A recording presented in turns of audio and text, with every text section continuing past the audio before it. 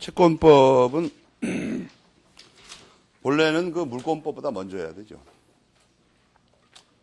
독일 민법은 채권법이 물권법 앞에 나와 있습니다. 그래서 우리의 일상생활에 맞도록 되어 있는데 논리적인 순서에 따라 있죠. 한국 사람은 성질이 급해가지고. 그러니까 채권법의 역할이 뭐냐. 채권 관계를 다루는 건데 채권 관계가 우리 민법에서 갖는 지위가 뭐냐. 우리 일상 삶의 일상 사회생활 관계에서 정상적인 그 재산 거래 행위, 재산법은 재산 거래 행위 다루는 거죠. 이 재산 거래 행위의 과정을 보게 되면, 과정이 중요해, 과정. 무대뽀로 뭘 공부할 게 아니고, 뭘 다룰 건가 하는 거에 관련된 건데, 거래 행위의 실제의 그 과정을 보면, 여러분이 그 쉽게 슈퍼에 들어가서 우유를 산다 그러면, 아줌마, 우유 하나를 주세요. 이렇게 하죠. 여기서 가격은 시가에 따른다는 것이 내정돼 있죠. 애당초 포함되어 있다고. 시가에 따라서 거래한다. 그러니까 우유 하나 주세요. 이렇게 하지만 이건 여러 가지입니다. 이렇게 하면 가격은 어디로 갔냐. 이거 가격뿐만이 아니라 어떤 우유를 달라고 하는 거냐. 뭐 사이즈는 얼마만 한 거냐. 몇 리터짜리냐. 이런 재반 사정들에 관해서는 그러니까 자주 오던 단골이다. 우연히 그 동네를 지나가던 나그네다. 또는 뭐 그 집 아들의 친구다. 이렇게 등등 여러 가지가 가능합니다. 근데 이 과정에서 법률행위 해석으로 이게 처리돼요. 단골이라면은 늘상 먹던 우유가 있을 거 아닙니까? 늘상 오며가면서. 그 다음에 뭐 나그네라면 다릅니다. 나그네라면. 무조건 우유를 하나 달라고 그러면 물어봐야 되죠. 무슨 우유를 달라고 그런 거지. 그것도 이게 할아버지와 꼬마가 다르죠. 여러 가지 상황에 따라 다르다고. 이것은 법률행위 해석을 처리합니다. 그런데 그 총칙에서 법률행위 해석을 배운 것은 이걸 하려고 그런 거예요, 바로. 그러니까 자연적 해석에 의해서 먼저 검토를 해보고, 예를 들어서 나그네였더라도 최근에 어떤 텔레비 광고를 통해서 특정한 우유가 뜨고 있다 이거예요, 지금. 특정한 우유가. 그래서 거의 대부분의 우유 고객이 그걸 사먹는다 이렇게 되면 그걸 처리할 확률도 있어요. 그런데 그런 게 전혀 없다. 그리고 나그네 낯선 사람이다. 또는 또 이런 것도 있죠. 그 집 가게 이름을 간판을 보니까 무슨 우유 특별 대리점 이렇게 써 있어요. 그렇다면 그걸 먹으러 왔을 확률도 아주 높습니다. 그럴 거 아닙니까? 아니면 우유 판매대가 바깥에 있는데 거기 보니까 우유가 한 가지밖에 없어요. 그리고 거기서 써놨어. 우리 집에서는 이것밖에 안 팝니다. 그러면 이거 보나 마나요. 해석 하나 마나. 그거 보고 들어왔을 테니까. 그런 식으로 여러 가지 상황이 있어갖고 정하는데 보통은 시가에 따른다. 이렇게 돼 있어요. 시가에 따라서 우유 한 개 주 이렇게 되고. 근데 아줌마가 우리나라에서는 이게 적어도 관습상으로 물건이 있고 특별한 문제가 없는 한 판매를 거절하지 못하죠. 여러분 그런 거 한번 생각해 봤습니까? 여러분이 친하던 집에 어느 날 갔는데 우유 한 통만 주세요. 이랬더니 못 팔어. 갑자기 그런 거 아줌마가. 그때 법적인 대응 방법을 알아야 되죠. 만약에 아줌마가 안 판다고 그러면 어떡해요, 여러분? 문방구에 가서 급해갖고 지금 또는 여러분 잘 가는 서점에 가가지고 곽윤직 시리즈 채권총론 한 권 주세요 했더니 싫어. 책이 10권이나 쌓여있는데. 그런데 법학도가 거기서 잠깐 멈추고 이렇게 머리를 빠르게 회전시키면서 이 법적인 대응 방법이 뭘까? 이걸 생각하지 않고 그냥 우발적으로. 왜요? 이런 놈들이 있다 이거예요. 내 옆에서 관찰해보면 분명히 본인이 고시생이라고 주장하는데 무슨 법적인 대응 방법을 찾을 생각을 안 하고 아주 단순하게 물어봐요, 보니까. 못 팔어. 이러면 왜요? 왜요는 알아서 뭐예요? 대화를 통해서 해결한다 뭐 그런 식입니까? 그게? 왜요? 해봐갖고 말 같지 않은 소리면 말꼬리 잡아가지고 어떻게 해볼까 이런 거의 시정 잡배하고 비슷한 수작이죠. 그렇지 않습니까? 우리나라 사람이 말싸움을 많이 하는 이유가 바로 그거예요. 말꼬리 늘어잡기 좋아하죠. 아무 근거도 없고 효력도 없는 거. 법적인 효력은 여러분 법전 찾아보면 나오죠. 왜 가게 주인이 물건이 있는데 정상적인 상황에서 팔지 않으면 안 되는가? 법전 찾아볼 생각은 안 하고 순간적으로 당황해가지고 왜 그러는데요? 이렇게 물어본다고. 그렇게 하지 말라고 이렇게. 뭐든지 법전을 찾아봐요. 왜 안 팔면 안 되는지.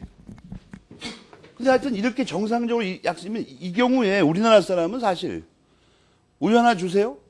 그러세요? 이래갖고 물건 주고받고 나면 그 하나의 거래 행위가 끝난 걸로 보는데 우리가 계수한, 그래서 우리가 현재 그에 따를 수밖에 없는 우리 민사거래법에 의하면 여기서 잘라가지고 이렇게 약속 행위를 자르고 이 약속의 이행 행위를 문제 삼는다. 약속의 이행 행위. 약속을 이행하는 행위를 다른 말로 뭐라고 한다고 그랬어요? 역시 세월이 아무리 지나가도 복습을 안 하는 것은 변함없이 아주 일관되다. 논리적인 일관성을 좀 가지라고. 논리적인 일관성. 행동의 일관성을 갖지 말고. 약속 이행 행위를 처분 행위라고 한다고 했잖아. 그죠? 이 말이 나오니까 더 떨리죠, 이제. 그 다음에 내가 물어볼 말이 뭐예요? 처분 행위 8가지가 뭐냐는 거예요. 처분 행위 8가지. 근데 세부적으로 어떤 사람을 찝어서 물어보면 입장이 곤란하죠. 또 복습을 안 해가지고.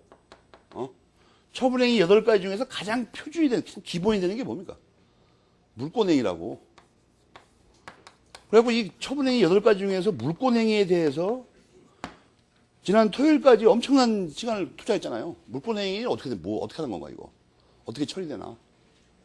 이 물권행위가 가장 중요한 건데, 이 약속을 하고 이것을 이행하는 행위가 있으면 논리적으로는 이걸 먼저 배우고 그 다음에 이걸 배워야 됩니다. 이거 약속한 것을 어떻게 이행하는가. 근데 우리는 이걸 먼저 배웠다고. 물권법에서. 그러니까 결과가 더 급해요.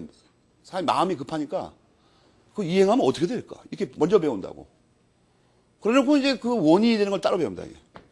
여러분이 이 관계를 나타내는 말이 유명한 말이면 교과서적인 법학적인 문장 또는 지문적인 문장이 뭐냐면 채권 관계는 물권 관계에 도달하기 위한 수단에 불과하다. 이렇게 배웁니다. 그러니까 우리는 이 결과를 먼저 배웠어요. 종착점을 먼저 배웠다고. 이 관계 있죠. 이 물권 행위를 위주로 구성되는 법률 관계, 물권적 법률 관계. 그래서 물권 관계, 채권 관계는 이 물권 관계에 도달하기 위한 건데 우리가 이걸 정작 안 배운 거예요, 지금까지. 어떻게 하면 이렇게 되는 건지. 예컨대 소유권이 이전한다든지 지상권이 설정된다든지 뭐 저당권이 소멸한다든지 이런 재반 관계 있죠. 원인이 되는 관계들. 가등기 담보가 소멸한다. 저당권이나 가등기 담보나 질권이나 담보 물권을 언제 소멸합니까? 주된 이유가 뭐예요? 정상적인 변제가 있으면. 피담보 채권 관계가. 그것의 원인이 뭐예요? 피담보 채권 관계가 이행된다. 또 지난번까지 말했던 러블리 류가 실행되는 건 뭐예요? 안 갚으면 피담보 채권 변제를 안 해, 이상하게. 그럼 먹어버린다, 이거 담보물을. 물론 몇 가지 제한과 법적 절차에 따라서. 그런 식으로 지난번까지 배운 거에서 이게 차단된 게 아니고 물권법에서 배운 내용들에 도달하기 위한 수단이 되는 앞에 그 원인이 되는 행위를 우리가 배운다. 이 행위 자체는 수단이 아니고 원인 행위라고 배웠죠. 물권 행위가 무슨 행위죠? 출연 행위라고. 이 경우에는. 출연 행위인데 이게 원인 행위로서 채권 행위를 위주로 하는 행위를 배운다. 그러니까 채권 행위는 출연 행위인 물권 행위의 원인 행위이다. 이 말하고 이 말보다 더 포괄적인 말이 뭐예요? 채권 관계는 물권 관계에 도달하기 위한 수단이다. 그걸 배우려고 하는데 예를 들어서 그런 내용들을 우리가 봤는 내용들을 이 책의 한 단원이 궁극적으로 우리가 가려고 하는 데가 어디냐, 이거. 가려고 하는 데가.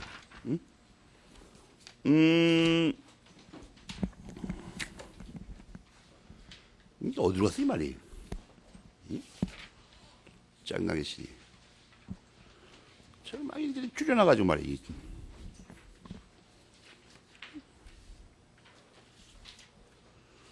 채권 관계가,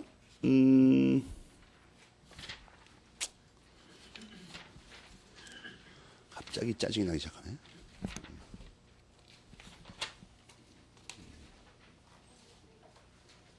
여러분이 그 3페이지에 거기가 뭐 한 5분의 2쯤 된다고 할까? 7분의 3? 거의 중간쯤에 어디 보면 말이에요. 채권 관계는 기본적으로는 물권 관계에 도달하기 위한 수단에 지나는데 그런 말 찾을 수 있습니까? 어디 중간 가까이에 있죠. 중간 가까이에. 3페이지에. 거기를 메모리 펜을 노란 걸로도 칠하고 뭐 그 껍데기를 또 빨간 걸로 칠한 다음에 녹색으로 반짝반짝 작은 별을 만들고 그게 가장 중요한 말입니다. 보이죠? 채권 관계는 거의 중간쯤에 있죠. 중간법. 중간쯤에도 있고 그 문단 끝에도 있네. 반복해서 같은 말을 쓰고 있죠. 반복해서. 알겠습니까? 그 문단 끝에도 있구만. 가운데 있는 문단. 그 문단 끝, 두 번째 문단 끝, 세 번째죠. 그러니까 첫 줄까지 계산하면.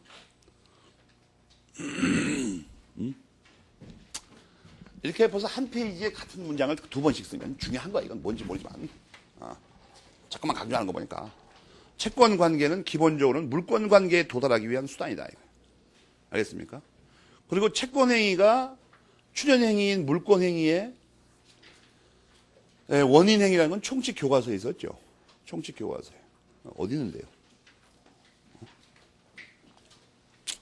판택된 법학을 공부할 때는 총칙을 들고 다녀야 됩니다.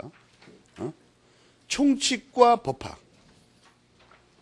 동네가 이상해가지고 요즘 내가 옆에서 구경해 보니까 형법 강론을 배우는데 총론을 안 들고 다니고 상법도 보니까 총칙편 안 들고 다녀 보니까 괴상한 공부 방법이야 이건. 자신을 해치는 방법이죠. 몇 페이지에 있어요? 채권행위, 물권행위가 원인행위, 출연행위라는 건 어디 나와 갑자기? 그거는 205페이지에 나온다. 205페이지에. 맨 밑에. 그래갖고 자꾸 판택된 책의 총론을 배웠으면 거기서 이걸 끌어낸 거예요. 자꾸 연결이 돼야 되죠. 대가리가. 대가리 속에 뭐가 지식이 있긴 있는데 뭐 연결이 하나도 안 되고 그냥 따로따로 놀면 정확하게 이해도 안 되는 거예요, 이제. 헛도는 거죠, 완전 혼자서. 유사 공부 방법이라고 그러죠, 그런 걸. 겉보기에는 뭐 공부하는 것 같긴 한데, 나중에 물어보면 아는 게 하나도 없다. 학생들 그런 말 잘 쓰죠. 뭐, 지난 동안에 뭐 공부를 하긴 했는데, 집에 가서 며칠 놀았더니 다 없어져 버리고, 다 낯설다, 이제. 뻔질나게 학원에 가야 된다. 그래갖고 학원만 때도 멀어, 내가 보니까 학원만. 괜히 왔다 갔다 해가지고.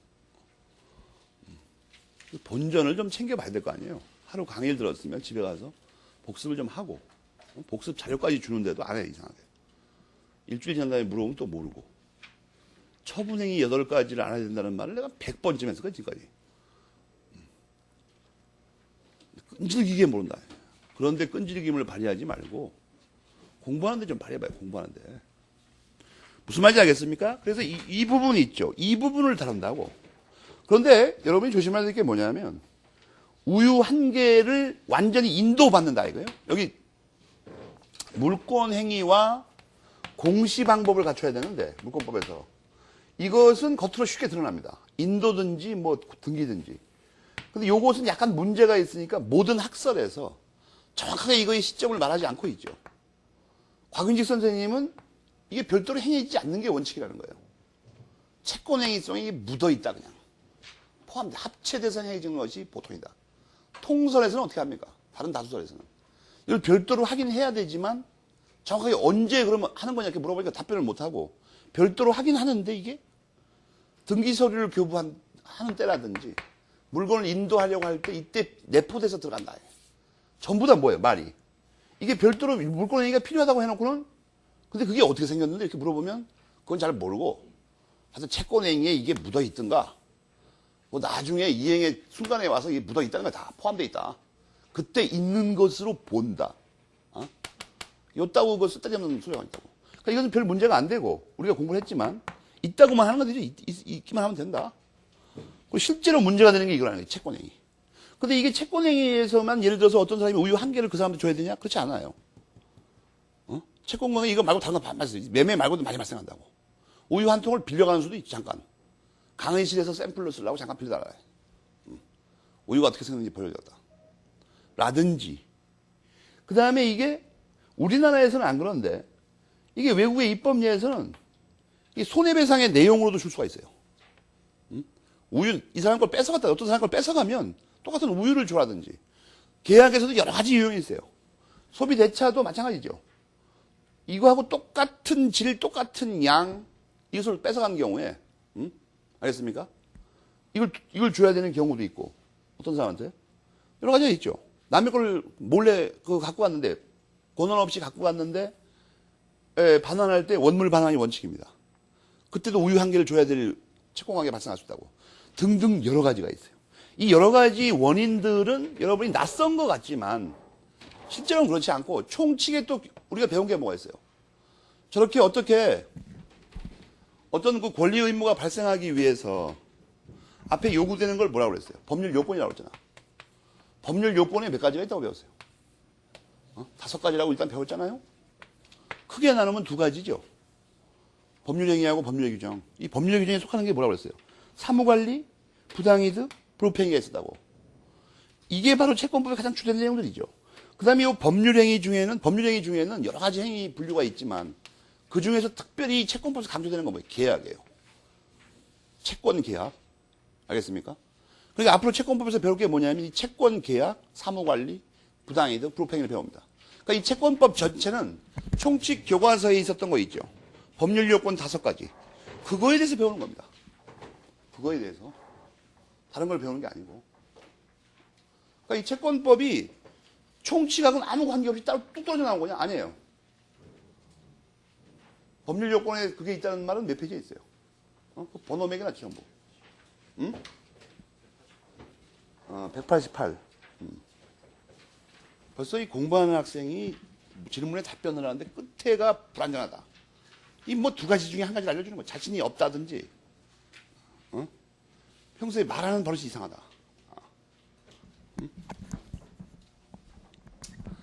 다른 사람이 확실히 알아듣도록 말이지. 다른 사람이 확실히 또 188페이지?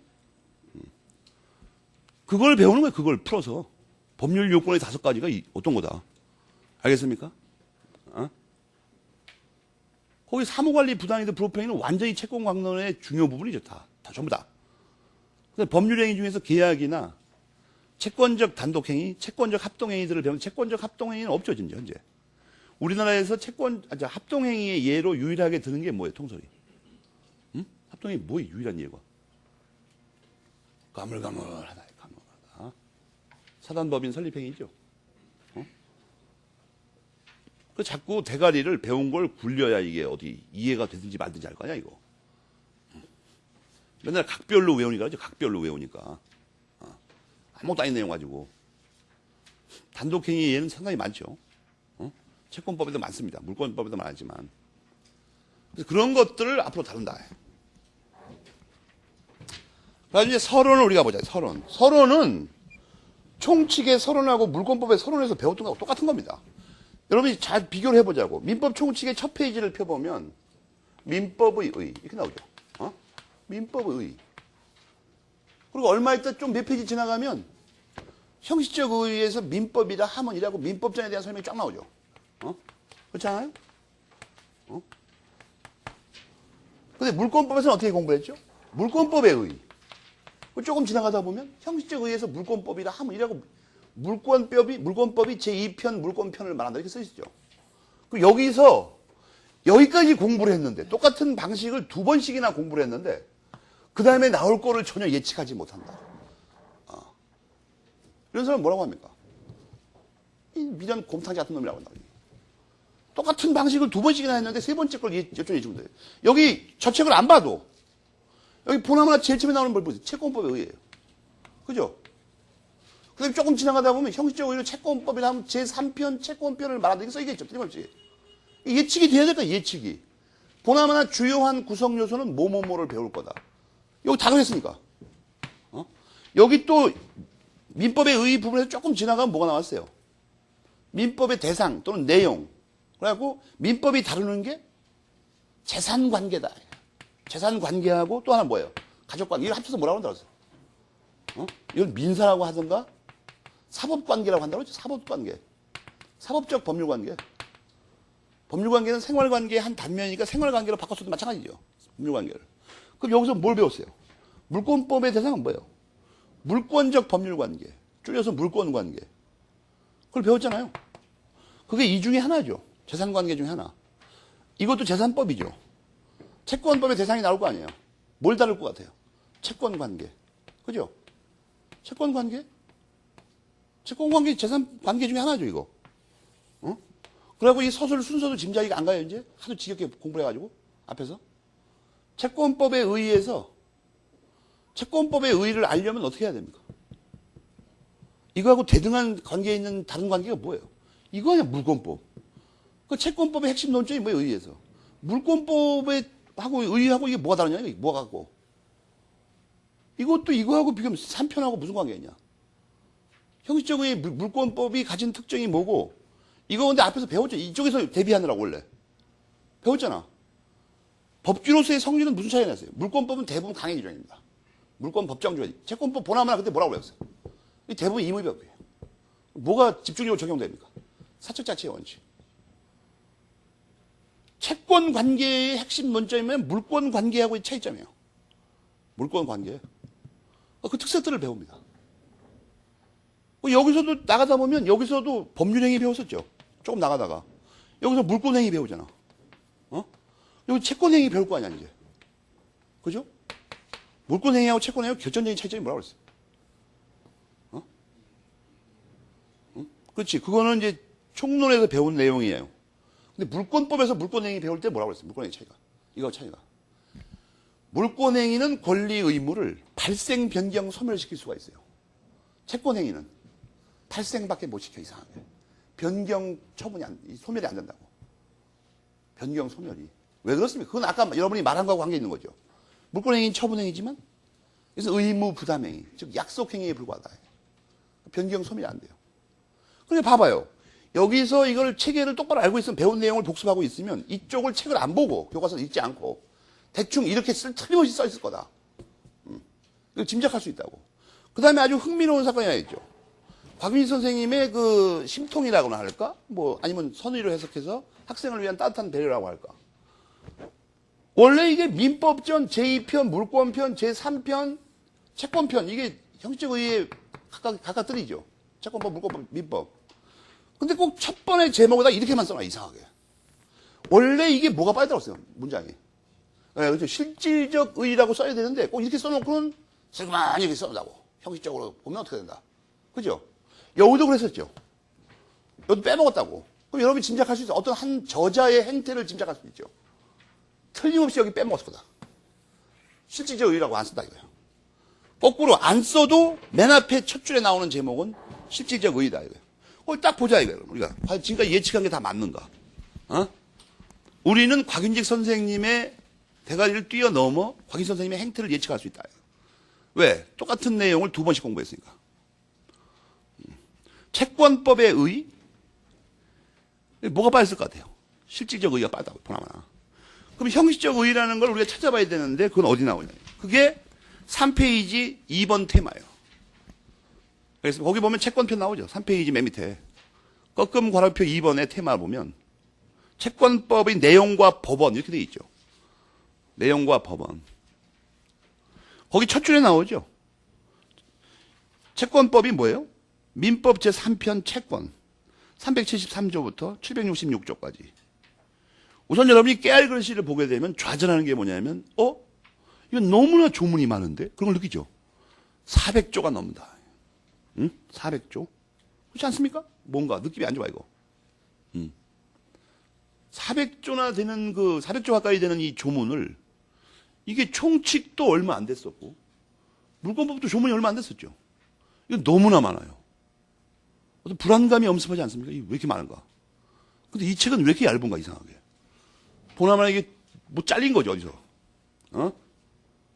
이 법조문이 우리가 앞에서 배운 것도 2배 가까이 되는데 책이 왜 이렇게 얇으냐는 거예요, 채권 종론이. 뭐가 잘려서 어디서, 틀림없이. 그 채권 강론 교과서가 따로 있죠. 두 권으로 잘려가지고. 너무 많으니까, 내용이. 근데 아주 형식적인 건 이거예요. 실질적 의의의 채권법을 배운다. 실질적 의의 채권법. 그런데 이제 1페이지 가서 채권에 관한 법규를 통틀어서 딱 말했다. 채권에 관한. 알겠습니까? 그리고 첫 줄에 용어가 나옵니다. 이게 유럽에서는, 유럽의 모든 법전들이 그 이름 자체가, 채권이라고 안 돼 있고 좀 채무라고 돼 있어요. 의무를 기준으로 구성돼, 유럽에는. 근데 일본하고 우리나라는 이 채권이라고 이상하게 이름 붙여놨어요. 채무라고 안 그러고. 그러니까 약간 그 표면상으로는 진일보한 겁니다. 얼핏 보기에는 시민의 권리를 존중하는 것 같지 않습니까? 그러나 우리가 이것은 뭐하고 관계했냐면 총칙에서 우리 민법은 실제로 계보상 어디에 속한다고 돼 있어요? 근대 민법에 따른다니까? 그러면 유럽의 현행 민법들은 전부 다 현대 민법들인데 근대 민법을 독일 민법 제일 초안을 일본 민법을 통해서 계수했습니다. 그러니까 우리가 근대 민법의 계보에 속해요. 우리 민법은. 근데 다른 서구의 이거 유럽의 민법들은 전부 다 현대 민법에 속한다고. 현대 민법에. 우리 아주 옛날 걸 어디서 쓰레기통에서 주사하다가 뺏겨왔어요. 뺏기는 것도 창피하게 직접 못 뺏기고 독일어 잘 못하니까. 일본 걸 필터링해서 뺏겨왔다고. 근데 현대 민법을 뺏긴 게 아니고. 그러다 보니까 여러분 민법 총칙에 저런 거 생각납니까? 권리를 파악할 때 어디다 중점을 두는가 있죠. 그래서 근대에 들어와서는 시민의 권리의식이 향상되면서 권리 중심으로 파악했다고 한 말 생각납니까? 그런 말 있었죠. 분명히. 그리고 그 뒤에 연이어서 나오는 문장이 뭐예요? 그러나 현대에 들어와서는 다시 의무 중심으로 파악하기 시작해요. 이거 봤죠? 이거 딱 맞는 거죠. 근대 민법의 특징이 뭐냐면 권리 중심으로 이걸 파악한다.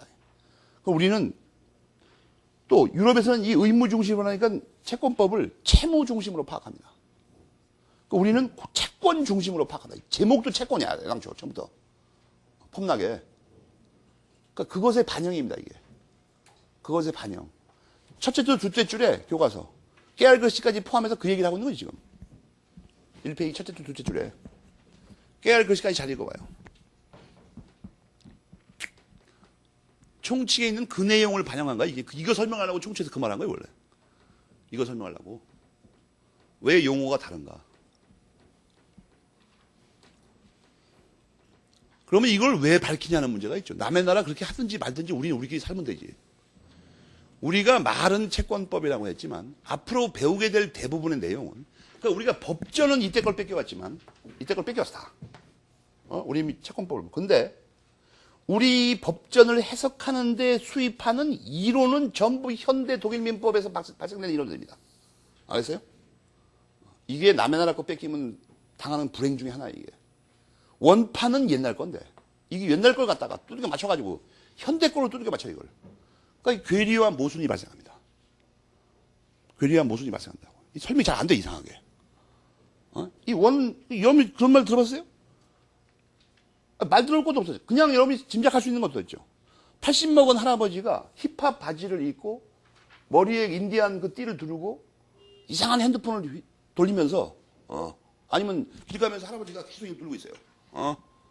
누르는데 되게 웃기는 게 할머니한테 또 뭐 자기야 이러면서 뭐 이상한 그 현대어를 쓰고 있다고 이상하게 문자로 신발도 그 일본 뒷골목에서 유행하는 그 큼지막한 이상한 신발 하나 걸치고 배꼽을 다 내놓고 할아버지가 80 먹은 할아버지가 이거는 분명히 이상한 겁니다. 아무리 봐도 이걸 정상이라고 생각하는 사람 그 사람 좀 특이한 사람 그런 사람 민법에서 안 다뤄요. 뭐 이상한 거니까 이거 그러니까 민법전 자체는 아주 구닥다리예요. 옛날 거 그런데 이거 해석하는데 들여오는 학설은 전부 이때 거예요. 독일의 최신 학설들 이걸 조심해야 돼요. 최근에 보면 우리 민법전은 옛날 거에서 별 개정된 게 하나도 없는데 재산법은 독일의 최신 학설을 어서 주워다가 이걸 해석하는데 신학설을 소개하고 이런 사람들이 있어요. 미친놈들이죠. 전부 다. 내가 조금 전에 말했잖아요. 80 먹은 할아버지가 이상한 행태를 보이면 분명히 이상한 거라고 이거는 정상적인 게 아니고 그거 똑같은 모습이죠 이게. 저희 나라 민법은 거지같이 오래된 건데 거기다가 최신 학설을 수입해다가 때려 맞춘다 이거를 갑자기. 독일은 우리하고 상황이 달라요. 독일 민법 베개배는 원래도 현대 민법에서 계열에 속합니다. 1900년부터 시행됐어. 20세기 들어와서. 그런데다가 지금까지 100번이 넘게 개정을 했어요. 민법을. 재산법을. 그건 최신 민법이에요. 그것은. 그러니까 그건 최신 학설이 전부 나타나 있다고. 최신 학설. 그런데 그렇게 100번이나 개정해서 현대 생활에 맞게끔 아주 최신으로 개정된 민법에 적용되는 학설을 직수입해가지고 여기다 때려 맞추려고 그러면 그게 좀 전에 내가 말한 거라니까. 80 먹은 노인이 머리를 노랗게 물들이고 한쪽은 초록색으로 약간 삐치게 해놓고 이상한 띠를 두른 다음에 문자 메시지를 보내면서 걸음걸이도 아주 야리꾸리하게. 우리가 지금 우리 민법학계가 그렇게 보여요. 외국 학자들한테 눈에는 이상한 동네고 맞아 동네 정말. 하는 짓거리가 이렇게 보인다고 진짜로. 민법을 빨리 개정해야 되는데 개정도 안 했는데 책에다 띠둘라고 파는 사람 더 이상한 사람이다. 근데 그건 아니 웃기는 양반이야. 경험하다 아무리 생각해도. 어쨌든 그런 것 때문에 그 첫째 줄, 둘째 줄을 말하고 있고 나머지는 다 배운 겁니다. 세 번째 줄에 뭐가 나와요? 채권에 관한 법규가 그 위에서 뭐라고 그랬죠? 채권법이라고 그랬죠.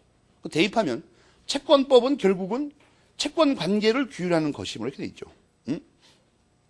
이것도 원래 채무관계라는 말이 더 맞는데 아니면 둘 다 붙이든가. 근데 그냥 보통 채권 관계라고 말합니다. 그 깨알 글씨 이렇게 써 있죠. 그래서 이제 네 번째 줄부터 나오죠. 채권법의 의의를 밝히려면 어떻게 돼요? 여기서 의의는 뭐라고요? 실질적 의의입니다. 채권법의 실질적 의의를 밝히려면 채권의 본질이나 채권 관계가 무엇이냐를 명백히 한다는 것이 필요하다. 그럼 나중에 이제 이건 상세히 배워야 되니까. 여기서는 우선 급한 대로 쓴다고 했고, 여기서는 번호 매일 게 두 가지입니다. 그 밑에 그러니까 뭐가 나와 있겠어요? 채권의 본질하고 채권 관계가 무엇이냐를 밝혀야 되니까. 채권은 여섯 번째 줄로 나오죠? 그 채권에다가 빨간 걸로 네모치고 1번이죠. 우선 급한 대로 이 채권이 뭔가 나와 있죠. 채권. 그 다음에 뭐가 나와야 돼요? 채권 관계는. 그게 2번이죠. 그거 두 개를 알아야 채권법을 안다며? 거기 채권은 뭐고 채권 관계는 뭐라고 연이어 나와 있죠.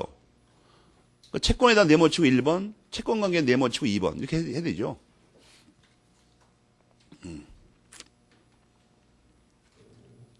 이 첫 번째 문단에서는 뭘 밝히고 있는 중이냐면 채권법이라는 게 뭔데 근데 그걸 엉성하게 말을 해요.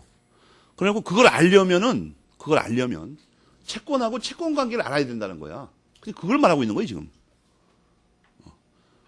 우리가 항상 그래왔죠. 물권법을 알려면 물권 관계하고 물권을 알아야 돼요.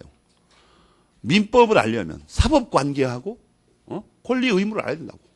그 얘기야 그냥. 아무 일도 아니고. 전개가 그렇게 돼 있죠. 마지막에 드디어 요컨대가 나오죠. 결론이. 그래서 이런 거를 만약 이렇게 급한 대로 우선 떼우면 채권법이 뭐냐 이거야. 특정인이 타인의 일정한 행위를 청구 내지 요구하는. 원래 이 자체로는 이게 뭐의 의의에 들어가죠? 총칙을 찾아봐. 총칙. 총칙에서 여러분이 채권, 물권 이게 분류한 거 있었죠? 거기 찾아봐. 거기 채권의 정의가 그렇게 돼 있죠. 특정인이 특정인에 대해서 어떤 행위를 요구할 수 있는 권리. 그죠? 거기도 채권이 이렇게 돼 있잖아. 청구권도 그렇고. 채권을 찾아봐. 청구권 말고. 특정인이 특정인에 대해서 뭐, 거기 똑같은 말이죠. 이상하게. 글자 하나 안 틀린다고 이상하게. 지금 그걸 설명하는 게 지금 총칙 있는 거. 그러니까 뭔 신통한 법을 배우는 게 아니에요. 우리가 지금.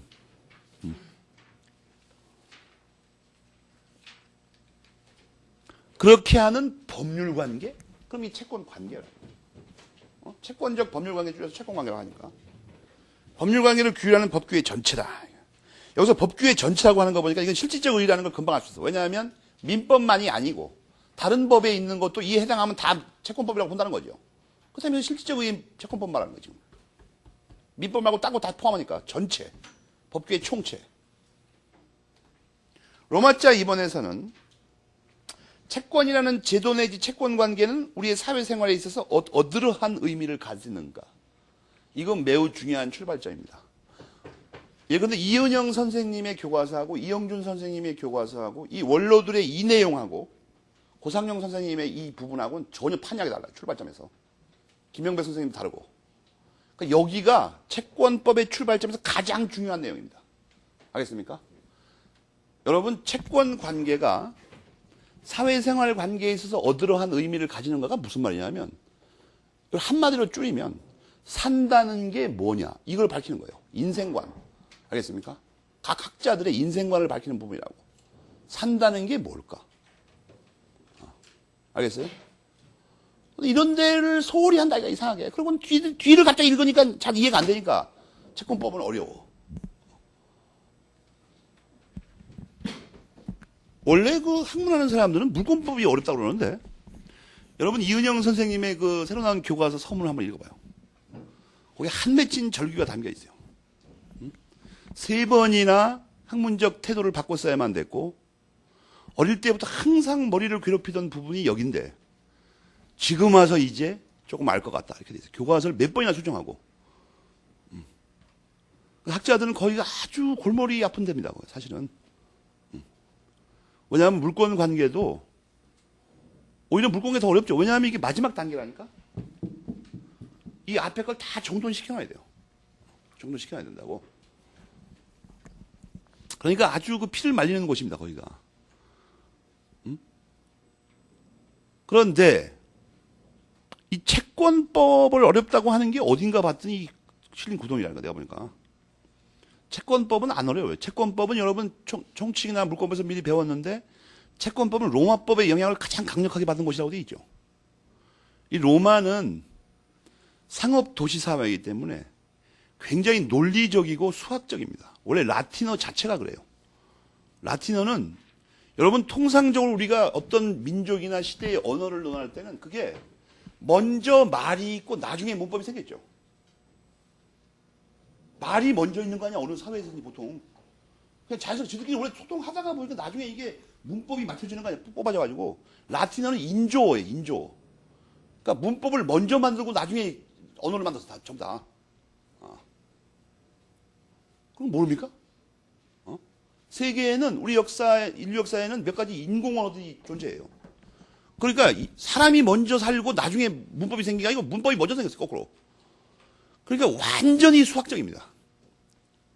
그러니까 딱딱 맞게 돼 있다고. 그러니까 대제국을 통치하려면 그런 게 필요하죠. 말이 명확해야 돼요. 뭐 이렇게도 해석이 되고 그렇게 하면 안 돼요. 왜냐하면 수백 개의 여러 민족이 공용으로 통치를 받고 있죠, 로마 황제에. 근데 말이 불분명하면 안 된다니까. 그러니까 말을 무부적으로 만들어놨어요, 미리. 정확하게, 수학적으로 딱 떨어지게. 근데 말뿐만 아니라 로마의 전체 사회가 그렇습니다. 근데 삶 전체가. 너무나 광대한 지역을 다스리고 또 항상 죽이고 뺏어와야 되기 때문에 살벌하거든, 거지, 상황이. 그런 건 모르니까 그냥 이 비법이 어려운 거야. 이게 도대체 로마법도 안 배우고 뭐 그냥 건달 모양 책 하나 들고 하곤. 근데 지금 이제 상황이 어쩔 수 없으니까 그건 그렇다 치고, 여러분이 알아야 되는 게 뭐냐면 이 채권법이 매우 쉬운 거예요. 근데 공부 방법이 잘못되어 있어요. 우선 기본적으로 책을 잘 못 읽을 뿐만 아니라, 이상하게 읽을 뿐만 아니라 이런 중요한 데를 생각 안 한다고. 여기 보면 말이에요, 이 로마자 2번 부분은 산다는 게 뭐냐에 대해서 한 줄을 답만 먼저 알려주면, 밑에서 5번째 줄 있잖아. 채권은 타인의 협력에 대한 기대이며 채권 관계는 개인 상호 간의 협력 관계이다. 이거 있죠? 이거예요. 결론만 딱 얘기하면 그걸 메모리펜 칠하라고. 눈에 확 띄게. 그 다음에 요거를 조금 일상적인 용어로 바꾼 게 그 로마자 2번의 두 번째, 세 번째 줄에 걸친 문장입니다. 그것도 메모리펜 쳐요. 그거를 법적으로 표현하면 그 밑에 것처럼 되는 거야. 두 번째, 세 번째 줄에 있는 거. 로마자 2번에. 사람이 사회생활을 하고 있다는 거. 즉, 사람이 산다는 게 뭐냐 이거야. 뭐라고 써있어, 거기. 각 개인이 서로 의지하고 협력하지 않으면 죽는다. 그걸 뜻한다. 이렇게 써있죠. 각 개인이 서로 의지하고 협력하지 않으면 죽는다. 이런 거 안 보는 거예요, 학생들. 이런 거 시험에 안 나올 것 같으니까. 아마 봐도 여러분 시험 안 나올 것 같으죠. 분명히 알아야 될 게 하나 있어요. 이걸 정확히 이해 못하면 채권법 전체를 이해할 수가 없어. 시험에 나오든 안 나오든 전부 다. 곽윤식 선생님과 이거에 기초하고 있습니다. 이 이후에 우리 통설의 모든 채권법 체계가 이거에 기초하고 있다고. 산다는 게 뭐냐 하면, 거기 써 있죠. 두 번째죠. 사람이 사회생활을 하고 있다는 것. 즉, 산다는 거. 산다는 건 서로 의지하고 협력하지 않으면 죽는다는 걸 전제로 한다 이거예요. 우리 채권법은. 알겠습니까? 그러니까 자기 자신의 삶이 말이에요. 여러분 중에 누가, 나는 남은 다 필요 없다. 그냥 나만 살고 보면 된다 우선. 남이야 뭐라고 하든지 말든지 간에 난 의지도 안 할 거고 난 남의 도움을 받지 않을 거다. 그런 사람은 그런 사람의 채권법을 읽어요. 알겠습니까? 그런 분들의 채권법을 읽으라고. 괜히 이거 마음에도 안 드는 책 붙어 가져갖고 내 자신의 삶이 나는 나 혼자다. 나는 나 의지도 안 할 거고 협력도 필요 없다 다. 난 내 멋대로 산다 그냥. 그런 사람은 첫날이니까 충고를 해주는데 그런 거에 바탕을 두고 쓴 채권법 책이 있어요 우리나라에. 가서 그거 읽으라고 그러니까. 그거 잘 들어올 거예요 그거는. 잘 들어온다니까 그게 정말로. 자기 취향에 맞으니까. 나는 나. 너는 너. 이 책은 그렇게 안 써 있다니까? 우리 통설은? 그러니까 그런 사람이 이게 이해가 안 가요, 이제. 뭐 하려고 이따 오짓거리 하고 있잖아, 이거. 그냥 각자 살면 되지. 이은영 선생님의 책도 거기에 가깝죠. 근데 여러분 조심할 게 하나 있어. 이은영 선생님 책은 채권법으로 이렇게 되어 있는데 그건 더 심오한 책이에요. 왜냐하면 일상의 현실적인 삶이 의지하고 협력하는 게 너무나 명확하기 때문에 채권법만은 그게 너무 지나치니까 오히려 채권법은 분리해서 해야 된다. 이렇게 주장하는 거예요, 이거는. 그러니까 사실 여기서 남에게 의지할 생각 없고 협력하지 않을 생각 없는 사람이 있죠. 사실 이은영 선생 책도 조금 있다 보면 안 들어와, 이제. 왜냐면 그 깔려있는 대전제가 자기하고 또 안 맞아, 이제. 그래서 결국 여기서 어떤 결론을 얻었어요, 우리가? 나는 나, 너는 너, 이런 학생은 어떻게 돼요? 일단 급한 대로 이은영 선생 책을 사갖고 한 100페이지쯤 있다가 내리는 결론이 뭐예요? 나는 공부하면 안 되겠구나. 그리고 딴 거 하는 거예요. 그래서 그 중간에 건너뛰고 내가 바로 얘기해주면 딴 거 하세요. 딴 거. 딴 거. 나는 의지하지 않아. 나는 협력할 필요 없어. 나는 나 혼자 꼴리는 대로 살 거야. 딴 거 하라니까? 그런 거 많아요, 할 수 있는 거. 그런 거 많죠. 조폭이라든지, 단독 절도, 이런 거 많잖아. 밤중에. 난 나야, 난 넘어가. 난 들고 나와. 그런 거 하라니까? 괜히 이게 의지하고 협력하는 사람들끼리 배우는 거 하려고 목매다고 하다가, 이거 안 들어온다고, 이제 머릿속에. 이상하게. 알겠습니다. 거기 맨 그런 얘기만 써있죠, 지금. 그 중간에 읽어봐, 한 빠른 속도로.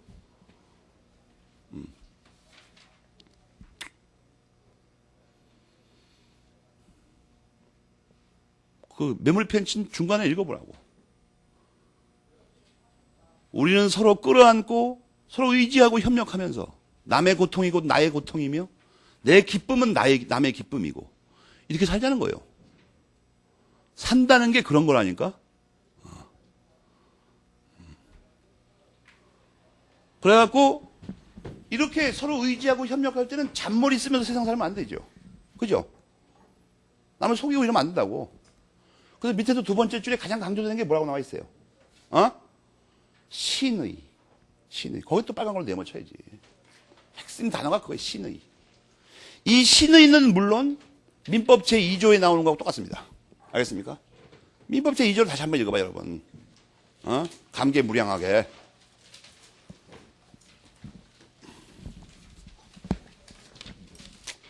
그래갖고 돕고 살아야 된다. 신의칙이 중요하다. 여기까지 배웠습니까?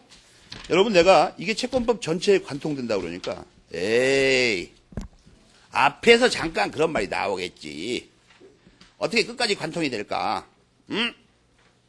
여러분이 16페이지를 딱 보면 채권과 채권 관계가 나오죠. 우선 서로 돕고 우리는 의지하는 관계를 전문 용어로 뭐라고 그러냐면 오거닉이라고 하는데, 오르가닉. 17페이지 바로 이번에 제목이 뭐예요? 채권 관계는 유기적 관계라는 거야. 유기적 관계. 따따 노는 관계가 아니고. 알겠습니까? 그러면 신의칙이 어디서 나와야 돼? 신의칙. 우선 그 밑에서 7번째 줄에 신의칙이 나오죠. 우선 급한 대로. 밑에서 7번째 줄에. 벌써 의지하고 협력하는 유기적 이따위 말 나오면 신의칙 나오는 거야, 무조건 그냥. 알겠습니까? 거기 포인트가 그거죠. 그래서 유기적 관계니까 신의칙상의 의무들을 전부 다 부담한다. 그 다음에 18페이지에 보면 5번 테마 바로 윗줄에 모든 논의의 결론이 뭐예요? 신의칙에 의하여 지배되는 하나의 협동체 내지 공동체. 알겠습니까? 우리가 전제하는 채권관계와 그걸 깔아 베이스로 하는 사회가 이거예요. 신의칙에 의해서 지배돼요. 그런 공동체라. 우리 공동체는 신의칙에서 지배됩니다. 날라리 잔머리와 나는 나, 너는 너 이런 것으로 지배되는 관계가 아니라 이 채권관계는 우리 사회도 그렇고 우리 공동체는 신의칙에서 지배된다고. 알겠습니까? 그러니까 신의칙을 배반하고 뭔가 수상쩍은 행동을 하는 사람들이 있죠. 그럼 이게 또 여기만 그럼 여기서 18페이지까지 나오지 안 나올까 틀림없어 거의. 그런 그 천박한 방식으로는 공부를 할 수가 없어 우리가. 이게 88, 89페이지 보면 거기도 하여튼 뭐가 잔뜩 나오는데 그거보다도 우선 그 불완전 이행 같은 거 나가다가 이 똑같은 구조가 지금 어디 나오냐 하면 아까 신의칙 나오고 신의칙에서 기본 채무 이외에 용태 의무가 나온다고 썼었죠. 91페이지를 읽어봐. 91페이지에서 빨리 91페이지 이 17페이지하고 같은 용어들이 많이 등장하죠. 91페이지에 91페이지를 읽어보면 17페이지하고 같은 용어들이 많이 등장해요. 거기 신의칙도 나오고 기본 채무 이외의 용태 의무 다 나오죠. 17페이지에 있던 용어들. 그렇지 않아요? 91페이지에 신의칙 기본 채무 이외의 용태 의무. 뭔가 협동관계 이라면서 유기적 관계. 그러니까 계속 나옵니다. 계속. 이 책 전편이 의지하고 협력하며 유기적이며 신의칙에서 지배되고 신의칙에서 지배되면 어떻게 돼요? 원래 채무가 두 가지입니다.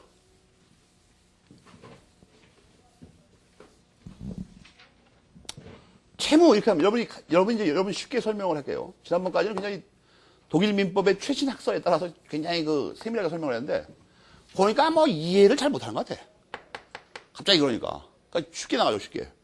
이렇게 돼 있으면 이거에도 여러분의 인생에도 그렇죠. 삶의 기본이 되는 게 있고 기본 이외의 것이 있을 거 아닙니까? 그죠? 고시생의 생활에서 기본은 뭐죠? 비디오방과 호프집이에요? 핸드폰이야? 고시 공부예요. 그죠? 분명히 당위적으로는. 기본은. 나머지 삶의 다른 유형들은 뭐죠? 이 기본 이외의 것들입니다. 기본 이외의 삶. 그죠? 그렇잖아요. 그러니까 곽유익 선생님도 채무를 그렇게 나왔어요. 채무 중에서 기본이 되는 채무. 기본 채무 이외의 채무. 알겠습니까? 알겠어요? 그런데 기본 채무 이외의 채무도 요 뒤에 것이 이렇게 말하면 채무가 전부 공통으로 들어가고 소구하면 결론 이상해져 이 말이. 그러니까 이걸 싹 말을 바꿨어요. 채무와 같은 말. 행위 의무. 이걸 또 좀 뿌다구나게 말해야 이게 학생들이 좀 그럴싸하게 보니까 같은 말로 용태 의무라고 바꿨다고 이걸. 이거 같은 말이에요 원래. 용태 의무가 행위 의무에 속합니다. 그 원어는.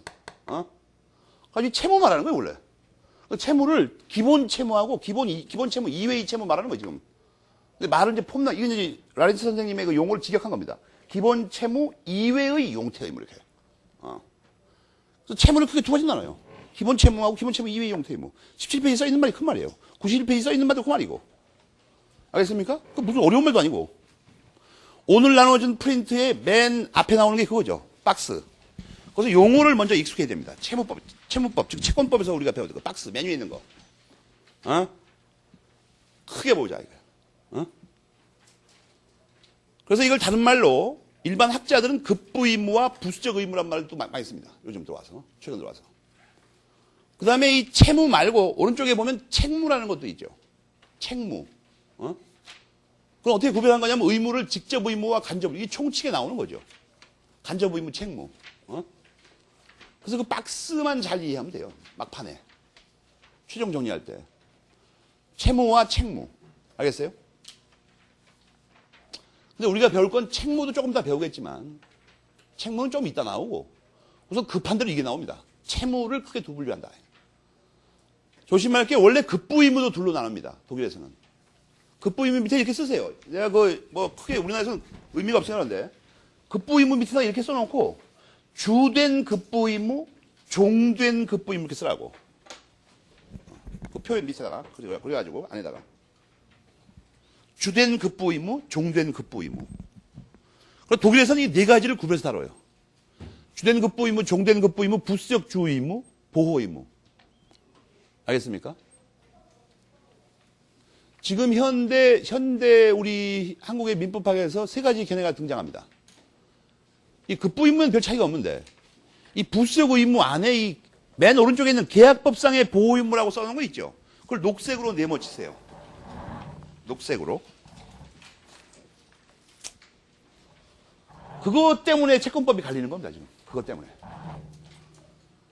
그것 때문에. 이 계약법상의 보호 의무를 어떻게 처리할 것인가, 이거. 이걸 채무에서 빼버리는 패거리들이 있어요. 소수얼로. 채무에서 이 자체를 빼버려. 이 채권법에 채무에 안 들어간다는 거야, 이거.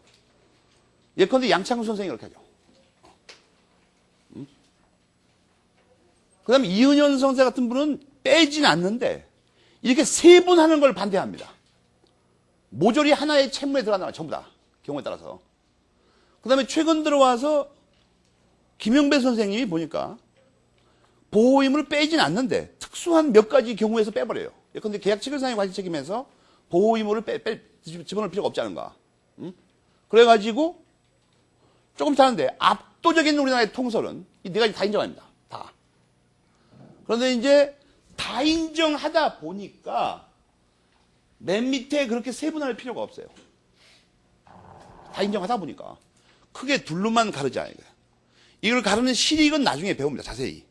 이 실익은 원래 여기서 결론만 말씀드리면 뭐냐면 해제하고 손해배상을 해제하고 강제집행을 인정할 것인가 이 차이예요. 알겠어요? 특히 이게 강제집행이 가능한가 하는 문제가 있어요. 여러분이 그 부수적 의무, 기본 채무 이외의 용태 의무 옆에다가 붉은 글씨로 손해배상만 가능 이렇게 써놓으세요. 손해배상만 가능. 그 중간에 부수적 의무, 기본 채무 이외의 용태 의무라고 쓴 거 있죠. 그거 오른편에다가 손해배상만 가능. 그 왼쪽에 급부 의무, 기본 채무 옆에다가 뭐라고 쓸 것 같아요? 강제 이행, 해제, 손해배상 모두 가능. 강제 이행, 해제, 손해배상 모두 가능. 이게 워낙 중요하니까 교과서 편지를 잠깐 보시면 기초 개념이니까 저게. 그렇게만 설명하면 원래 되는데 학원 강사는. 그 사람이 뭘 알아야죠. 무슨 얘기인지 도대체 저게. 예를 들어서 여러분이 이제 용사에서 컴퓨터 하나 산다고 하거든요. 컴퓨터 산다. 그러면 독일 사법학에서는 이걸 전부 세분화합니다. 컴퓨터가 본체만 산다는 건지, 모니터도 들어가는 건지, 자판도 들어간다. 마우스도 사야 된다. 랜카드도 뭐 하나 끼워야 된다. 외장형 CD 라이트를 하나 산다. 이렇게 막 여러 가지가 있어요. 여러 가지가 있다고. 근데 이 중에 어떤 건가는 계약에 정해지니까 놔두고 이걸 다 사죠. 이제 그 컴맹이 처음 살 때는 다 산다고 이 세트를. 그렇잖아요. 우리나라 사람 이런 거 살 때 말이에요. 뭔가 질적인 문제에 신경을 안 쓰고 뭐 주는 것만 신경을 쓰면 되죠. 주는 것만. 디스켓 한 5장 공짜로 안 주나요? 랜선도 5m만 주세요. 그런 거 몇 개 챙기면 뿌듯하게 들어와요. 무거운 걸 들고. 안에 내용을 하나도 안 보고 무식하게. 잡다구리한 거 이런 거 있죠. 마우스, 패드 이런 거. 그럼 몇 프로 할줄 아는 거야 그거. 거지같이 삽니다. 거짓다 보니까. 나는 말이에요. 컴퓨터 하나를 사다가 열받아가지고 옛날에 용산의 그 애프터 서비스맨들이 딱 보면 압니다. 우리는 이 자식이 정말 지금 거짓말하고 자꾸 지금 내 앞에서 뭔가 사기치고 앉았구나. 직감적으로 알았어요. 그 12군데를 누비고선 그냥 철수했어요. 좋다. 두고 보자. 그래가지고 석 달을 4시간씩 짜고 컴퓨터 책을 공부한 다음에 전문가들한테 물어보고 달통을 해서 다시 갔어요. 컴퓨터 사러. 12집을 다 전화번호 약도를 적어놓고 있다가 거꾸로 다시 찾아갔습니다. 보복하러. 그래갖고 얼빵하게 상담하러 온 척하고 얘기 다 듣고 앉아있다가 이제 그걸 다 기억하고 있다가 어이 조금 전에 자네가 한 얘기 중에서 말이야 이러이러한 얘기를 조금 전에 했었지. 그런 말은 하면 못 쓰는 거야. 그건 무식의 소치야 그건. 그 다음에 두 번째로 조금 전에 이런 말을 한 적이 있었지. 그건 말이야 근거 없는 개소리야. 그래갖고 조목조목 그 젊은이가 많이 일어나려고 하면 앉아. 좋은 말 할 때. 어른이 말할 때 앉아 좀. 그래가지고 끝까지 듣게 해서 거의 흥건한 땀에 젖게 만들고. 그래서 일어나면서 어떡할 것 같아? 여기 주인 누구야? 저런 그 막대 먹고 무식한 젊은이를 종업원으로 쓰니까 가게가 잘 안 되지. 나도 안 사. 앞으로 좀 사람 선발할 때 시험을 보든가 실력을 좀 체크하고 뽑아. 너무 무식하니까 믿을 수가 없어서 컴퓨터 살 수가 없잖아 지금. 이틀간 그 내 돈으로 점심 사 먹어가면서 12군데. 내가 부품 사서 조립했어요. 그래갖고 원래 그게 전화위복이 된 거죠. 그래갖고 2년 뒤에 컴퓨터 책을 썼습니다. 출판사에서 와서 매달리는 바람에. 그건 이제 일반화된 일반적인 거에 관한 거고 윈도우 98에 대해서 썼어요. 요새는 내가 이제 아직도 장담합니다. 우리나라 전체에서 분명히 1000등 안에 들어가요. 컴퓨터에 관한. 그런데 이제 그런 세상 여러분 그리고 우리나라에 저거 모르죠? 우리나라에 정말로 해커 부대가 있습니다. 응? 정말로. 우리도 외국에서 덤벼들면 싸워야 되니까. 그 어떤 팀장 중에 한 사람입니다, 나도. 그런데 그거보다도 이렇게 사면 안 된다는 거야. 하여튼 이게 산다고 치고, 이걸 사면 원래의 주된 급부임은 이겁니다. 이것을 인도하는 거. 주된 급부임무. 알겠어요? 근데 컴퓨터를 사면 보통 조립은 좀 드물지만 조립도 약정서 쓸 수가 있어요. 이거에 딸려서 꼭 필요한 게 뭐냐면 보증서 뭐 이런 것들입니다. 알겠습니까? 응? 보증서 같은 거. 이런 것은 종된 급부임이라고 그래요. 이런 걸 주로 의무. 알겠습니까? 그 다음에 이거 말고 같이 딸려 나오는 게 하나 있죠. 설명서. 사용. 요즘은 안 주던데. 왜냐면 학생들이 똑똑해가지고 다 쓸 줄은 알죠. 친구들도 많이 컴퓨터 갖고 있자고. 설명서도 옛날에 줬어요. 설명서 주던 거 아니면 설명을 책으로 안 주고 말로 해줄 수도 있죠. 이런 거 조심하세요. 근데 뭐 100볼트에 잘못 꽂으면 큰일 납니다라든지 등 여러 가지 해주는 말 있잖아요. 이 컴퓨터는 뭐가 약하다든지 뭐 충격에 약하다든지 또 뭐는 이렇게 사용하죠. 이렇게 설명이나 설명서 이것은 소위 그 설명, 고지, 배려 뭐 이런 의미에 들어가지 부수적 주의에 들어갑니다. 알겠습니까?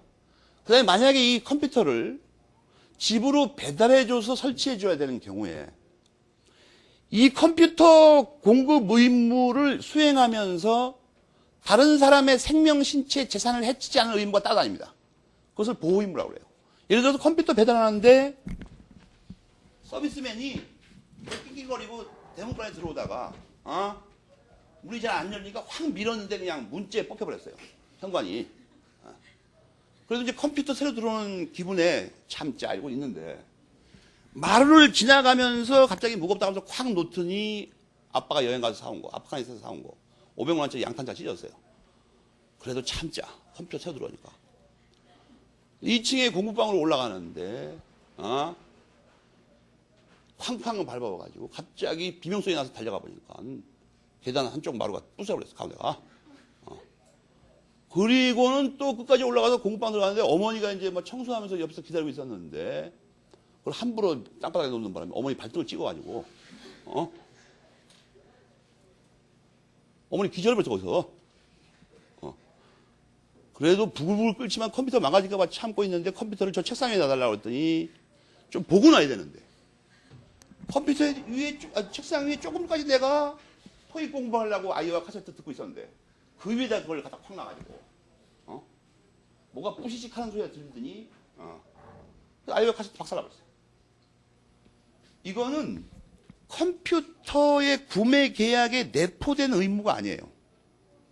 당연히 포함되는 것들입니다. 신의칙상. 컴퓨터 인도 의무를 이행하는 과정에서 현관문, 양탄자, 계단, 어머니 발등, 아이와 카세트 이런 타인의 생명, 신체, 재산을 해치지 않을 의무가 내포되어 있다고. 그걸 보호 의무라고 그래요. 그러니까 예를 쉽게 알 수 있죠. 원래 살려고 했던 주된 내용, 그걸 주된 급부라고 그래요. 컴퓨터.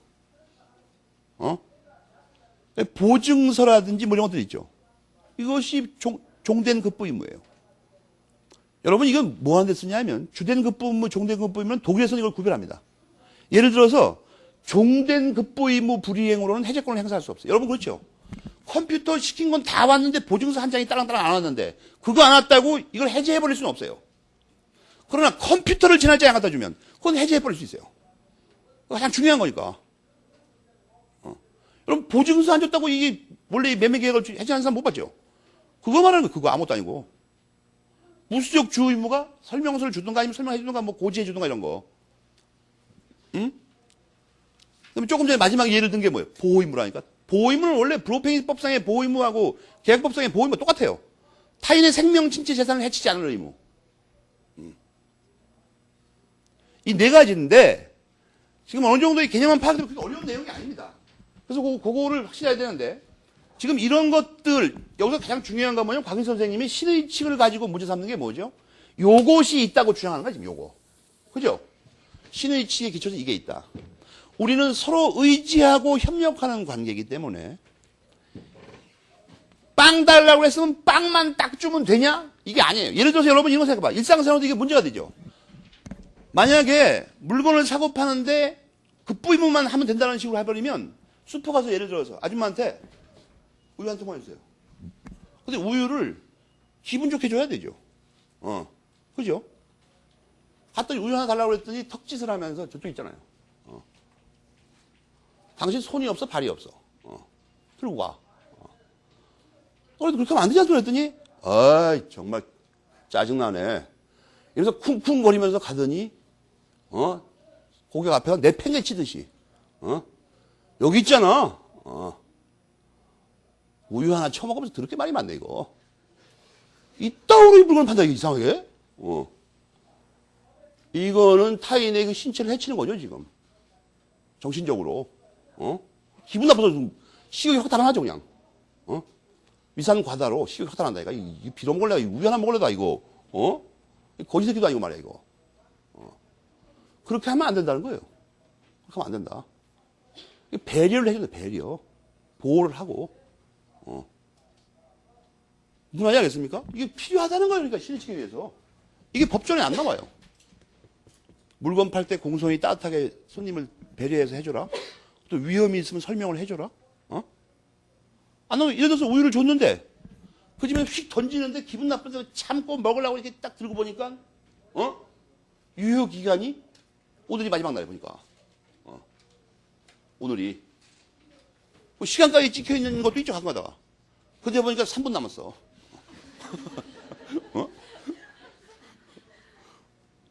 그러니까 설명을 해줘야 될 거 아니야. 빨리 먹으라고. 근데 그냥 아무 없이 팔아가지고 집에 가서 냉장고에 넣어놓고 한 이틀 지나고 먹으려다 보니까 아니 이거 다 지나잖아 이거. 설명을 해줘야 된다니까. 이게 유효기한이 얼마 안 남았는데 지금 드실 게 아니라면 사지 마세요라든지 좀 기다렸다가 오늘 새로 배달되는 걸 먹으라든지 이렇게 말을 해줘야 될 거 아니야. 근데 보통 무식한 사람들 어떻게 합니까? 민법 모르는 사람들. 아 우유 달래서 줬잖아. 이 유효기한이 얼마 안 남았잖아요. 그럼 빨리빨리 처먹으면 되잖아. 이렇게 하면 안 된다니까? 왜? 신의칙상의 기본 채무 이외의 용토 의무가 발생해요. 법전에 안 나와도. 그거 말하는 거예요. 대충 무슨 감을 잡았습니까? 그럼 다시 1페이지 돌아가서. 우리가 산다는 게 뭐라고요? 의지하고 협력하는 유기적 관계라니까? 2페이지 첫째 문단까지 계속 반복해 나오죠? 의지, 협력, 의지, 협력, 의지, 협력. 그죠? 돕고 살자 이거예요. 돕고 살자. 선생님 나 혼자 사는 게 아니에요. 그래갖고 이제 돕고 사는 관계라는 거 알았는데 이 페이지 네 번째 줄, 즉 둘째 문단부터는 타인의 협력을 법률적으로 확보하는 제도는 역사상 이거 전체를 지금 부른 것만 딱 빨간걸 내면 그 제목이야. 제목. 역사적으로 우리 인류 사회에서는 말이야 타인의 협력을 구하는 제도가 법적인 제도로는 어떻게 발달하냐 이게. 어떤 모양으로 발전해 왔을까? 아? 크게 서너 단계로 나옵니다. 여러분 이제 번호 매겨야 되죠. 그 두 번째 문단 두 번째 줄에 노예 제도가 행하여진 사회에서는 그 1번이에요. 어? 1번. 그 두 번째 문단 여섯 번째 줄 오른쪽에 봉건 사회에서는 봉건사 그런 거 찾아요? 봉건 사회에서는 두 번째 문단 여섯 번째 줄에 그다음에 거기서 여섯 번 줄만큼이나 더 내려가면 뭐가 있죠? 근대 시민사회에서는 나오죠. 그리고 근대사회밖에 안 나와 여기. 왜? 우리 민법이 근대 민법이라. 거기까지밖에 알 필요가 없어. 3단계를 어떻게 발전했어요? 노예제도에서는 타인의 협력을 어떻게 확보했어요? 세 번째 줄에 뭐라고 돼 있어요? 둘째 문단은 세 번째 줄에 물권법적으로. 그죠? 알겠습니까? 그 다음에 봉건사회에서는, 봉건사회 어떻게 했어요? 거기 보면 혈연, 단체, 기타 공동체 내에서의 신분적 지위에 기초하여. 이게 무슨 말이냐면, 봉건사회에서 노예는 그 공동체 내에 노예라는 신분에 기초해서 노동을 제공했어야 되죠. 행위를. 그 말이에요. 신분적 지위에 기초해서. 그러니까 신분법적으로 이런 말입니다. 물권법적으로, 신분법적으로. 그러면 뻔하죠. 근대사회에서는. 채권법적으로. 그 밑으로 끝까지 읽어봐요. 그 빛이 끝까지. 전부 채권법적으로 확보했다는 거죠. 그럼 이 발전 단계가 어때요? 타인의 협력을 요구하는 방식이 뭐야? 물권법적으로. 물권법적으로는 타인을 도구로 사용했다는 겁니다. 노예 사회에서는 노예가 사람이 아니죠. 물건이죠. 그냥 사고 팔고. 그러니까 물건처럼 노예를 막 부려먹다는 거야. 우리가 기계 부려먹듯이. 봉건사회에서는 신분법적으로. 신분을 부여해가지고 너는 노예, 너는 귀족. 귀족은 놀아. 노예는 열심히 일해. 귀족보다 더 나쁜 놈이 누굽니까? 성직자들이죠. 왕사기꾼 같은 놈들이죠. 이놈들은 놀 뿐만 아니라 악행까지 저지르면서 뻥뻥 먹고 산다 이거예요. 그러니까 금방 소멸해버렸죠. 중세 동안 영화를 누리다가. 여러분 문화사에서 배웠습니까? 교황들이 하는 짓거리를. 교황 중에 가장 자식이 많은 사람 몇 명입니까? 120명입니다. 자식이. 마누라는 300명 되고 그 사람의 재산은 상상을 초월합니다. 영방 단위로 토지를 갖고 있었어요. 아예. 나중에 그래서 프랑스에서 독립하려고 그런 거죠. 교황을 따로 세운 이유가. 해도 너무하니까. 그러다가 이제 근대에 들어오면서 많이 없어졌습니다. 왜냐하면 훌륭한 교황들이 들어갔어요. 우선. 인격적으로. 지금 그 바티칸의 그 영지도 지금 문제가 돼 있죠. 바티칸 그 공화국 그 교황 사는데 말이에요. 거기를 왜 이탈리아 영토에서 그걸 빼내가지고 교황들이 왜 그걸 사용할 수 있는 권한이 있는지가 지금 문제가 되죠. 그거 교황청에서 주장한 그 서류가 위조된 거죠. 밝혀졌어요. 참고 있는 거죠, 지금. 이탈리아 입장에서 봐도 그걸 차라리 놔두는 게 수입도 만만치 않고 관광 수입이. 여러 가지로 유리하니까 놔두는 거예요. 나중에 법적인 문제가 생기면 말씀하죠, 이제. 위조된 문헌에 근거한 거니까, 그거. 어디나 그렇습니다, 어디나. 동양에서도 뭐, 떼먹기 시작하면 무한정 떼먹어버리죠, 그냥. 이 콧구멍만한 나라에서 정치하는데도 찻대기로 떼먹는데 오죽하겠어요. 그 다음에 이제 근대에서는 어떻게 됐어요? 채권법적으로. 여기서 중요한 게 뭐예요? 채권법적으로 협력을 요구한다는 게 무슨 말이냐는 거야. 채권법적으로 협력을 요구한다는 게. 그걸 이제 3페이지 로마자 3번에서 다루는 겁니다. 채권법적으로 한다는 게 뭘까? 네 번째 줄에 결론이 나와 있죠. 자유인격자 상호 간의 협력 관계야. 우선 채권법적인 관계는. 알겠습니까? 그런데 채권 관계에 의해서 얻어지는 건데 채권 관계는 물권 관계가 뭐가 다를까? 그 로마자 3번의 핵심은 뭐냐면 물권과 채권의 그 차이점 중에는 물권의 그 개념 중에는 채권과 그 채권의 개념과 차이점 중에는 직접과 간접이라는 말이 들어가죠. 물권 관계 또는 물권 또는 물권 행위는 전부 들어가는 용어가 뭐예요? 직접 물건을 지배하는 권리 또는 뭐 그런 관계 이렇게 되어 있죠. 그 직접성과 간접성에 대한 겁니다. 물권 관계는 직접 하는 거예요. 채권 관계는 타인의 행위를 매개로 하여. 거기 지금 로마자 3번 전체가 그거 차이점을 밝혀주는 거죠. 그렇잖아요. 여러분 봐봐요. 이게 왜 이걸 잘 논리를 이해해야 되는데 내가 빵을 손에 들고 직접 먹는다. 타인의 도움이 필요 없죠. 그리고 이게 끝난 거죠. 내가 이 빵에 지배권을 완전히 장악하는 순간 이제 법률적인 문제가 끝난 거야. 그 다음에 내가 알아서 할 일이야. 그걸 퍼먹든지 빵을 쪼개가지고 스케치화에 뭘 지우든지 빵에다 물감 들여가지고 뭘 만들지 내 맘대로 하고 이제 여기까지 이르는 과정이 문제가 됐던 건데 근데 이렇게 된 경우를 우리가 빵의 소유권을 취득했다 이렇게 표현합니다. 그러니까 물권 관계에 이미 도달한 거예요.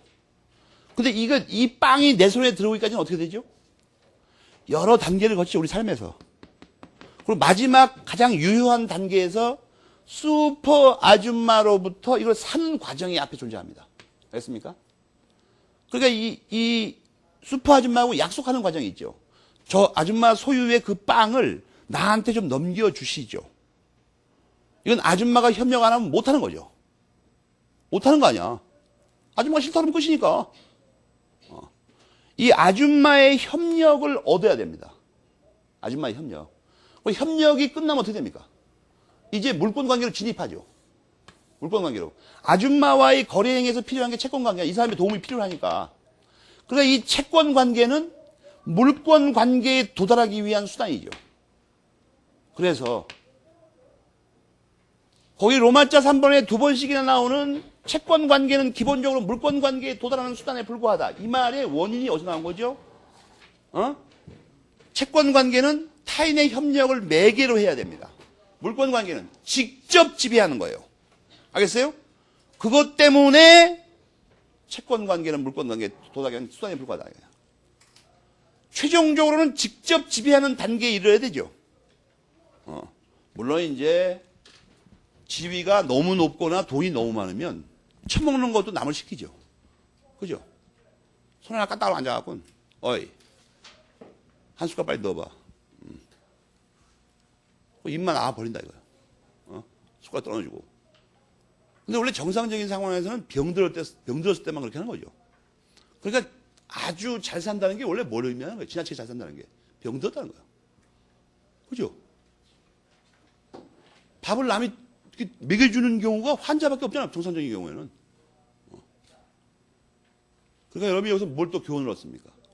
지나친 부나 명예나 이런 것들은 잘못하면 환자 신세로 돌변할 수가 있어요. 의미상. 그건 그렇고 해서 여기서 이해할 건 뭐예요? 그렇기 때문에 채권 관계는 기본적으로 물권 관계에 도달하는 수단에 불과하다는 거예요. 최종적으로. 로마자 3번까지 이해가 됩니까? 여기가 가장 중요한 부분입니다. 이 이후에 배우게 될 모든 채권 관계의 기본적인 핵심적인 특징들이 나타내고 있어요. 여러분 아직은 잘 모르죠, 초학생은. 이게 뭐가 그렇게 중요할까? 들어보니까 별로 어려운 것도 없구만. 그러나 이제 앞으로 배우면서 이걸 느끼게 됩니다. 아, 이게 다구나. 이게 다야. 채권법에. 의지하고 협력하고 사는 방향으로 연구를 해봐야 되겠구나. 조금 쉬었다 하겠습니다.